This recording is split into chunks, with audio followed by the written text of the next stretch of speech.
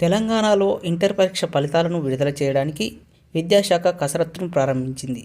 ఈ నెల 24వ తేదీన ఫలితాలను విడుదల చేయాలని విద్యాశాఖ నిర్ణయించింది. ఫస్ట్ ఇయర్, సెకండ్ ఇయర్ పరీక్షల ఫలితాలను ఒకేసారి విడుదల చేయనుంది. ఫిబ్రవరి 28 నుంచి మార్చి 19 వరకు జరిగిన ఇంటర్ పరీక్షలకు సుమారు 9.8 లక్షల మంది విద్యార్థులు హాజరయ్యారు. అటు 10th ఫలితాలను సైతం ఈ నెల 30న లేదా వచ్చే నెల 1వ తేదీన విడుదల చేయడానికి విద్యాశాఖ కసరత్తు ప్రారంభించింది. ఈ నెలలోనే ఫలితాలు విడుదల చేసి వచ్చే నెలలో సప్లిమెంటరీ ఎగ్జామ్ నిర్వహించాలని విద్యాశాఖ భావిస్తుంది. అందులో భాగంగా 10th మరియు ఇంటర్ ఫలితాలను విడుదల చేయడానికి కసరత్తు ప్రారంభించింది.